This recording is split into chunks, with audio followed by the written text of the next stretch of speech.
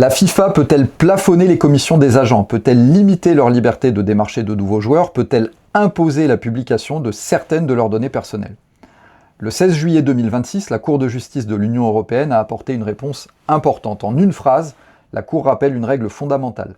La FIFA peut réglementer le football, mais lorsqu'elle réglemente un marché économique, elle doit respecter le droit de l'Union européenne. Je vous explique. À la fin de l'année 2022, la FIFA adopte son nouveau règlement sur les agents qu'on appelle le règlement sur les agents de la FIFA ou RAF. Il est entré en vigueur en 2023. L'objectif de ce règlement est de mieux encadrer la profession d'agent.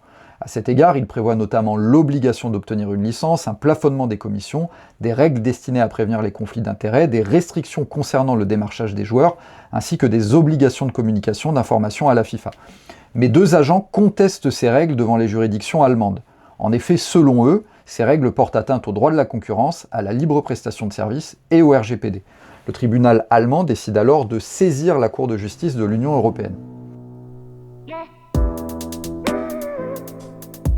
La FIFA peut-elle réglementer l'activité des agents sportifs? La réponse est oui, et c'est un point essentiel de cette affaire. En effet, la Cour rappelle que la FIFA poursuit des objectifs légitimes.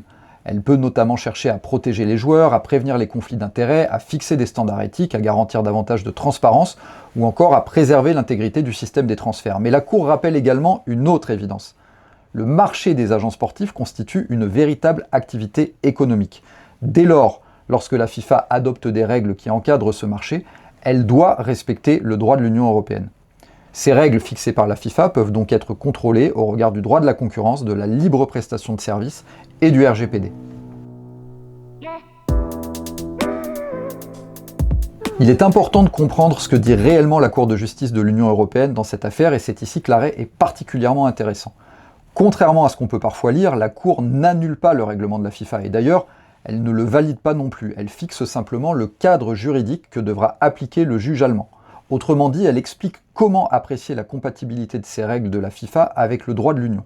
Certaines dispositions pourront être justifiées si elles sont nécessaires et proportionnées aux objectifs poursuivis. En revanche, la Cour est beaucoup plus sévère concernant certaines règles. Elle considère notamment que la règle qui interdit à un agent d'approcher un joueur déjà représenté en dehors des 2 derniers mois de son contrat apparaît en tout état de cause incompatible avec l'interdiction des ententes. Pourquoi?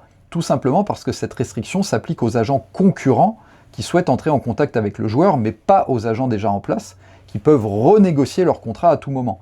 Elle avantage donc structurellement les agents existants au détriment des nouveaux entrants, et c'est précisément ce que le droit de la concurrence interdit. La Cour considère également que la règle qui prive un agent de sa rémunération restante lorsqu'un joueur est transféré avant l'expiration du contrat est susceptible de constituer une restriction de concurrence par objet, notamment lorsque cet agent ne représente plus le joueur et n'a joué aucun rôle dans le nouveau transfert. Enfin, concernant les données personnelles, la Cour adopte une position particulièrement ferme. Elle considère que le RGPD s'oppose à la publication systématique des sanctions prononcées contre les agents, ainsi qu'à la divulgation détaillée de toutes les transactions auxquelles ils participent. Autrement dit, la FIFA ne peut pas publier indistinctement toutes les sanctions et toutes les informations relatives aux transactions des agents, quelle que soit la gravité de ces sanctions et quel que soit le volume des données divulguées. Alors, que va-t-il se passer maintenant? La décision de la CJUE ne met pas fin au litige. Le dossier retourne devant le tribunal régional de Mayence et c'est désormais au juge allemand d'appliquer les critères dégagés par la Cour. Il devra notamment apprécier la compatibilité avec le droit de l'Union du plafonnement des commissions, des conditions d'obtention de la licence, des règles relatives aux conflits d'intérêts, ainsi que de plusieurs autres dispositions du règlement des agents de la FIFA. Autrement dit, la Cour de justice fixe les règles du jeu, mais c'est au juge national qu'il appartient de rendre la décision finale. Cette décision dépasse largement le seul cas des agents sportifs. Elle rappelle un principe fondamental du droit du sport européen. Les fédérations sportives, en particulier les fédérations internationales, disposent d'un véritable pouvoir réglementaire. Mais lorsqu'elles encadrent une activité économique, elles ne peuvent pas agir librement. Leurs règles doivent respecter le droit de l'Union européenne. Cet arrêt ne concerne d'ailleurs pas seulement l'Allemagne, puisque les principes dégagés par la Cour s'imposeront également aux autres juridictions nationales qui seraient amenées à connaître de litiges similaires. Et c'est précisément ce que rappelle la Cour de justice dans cette affaire.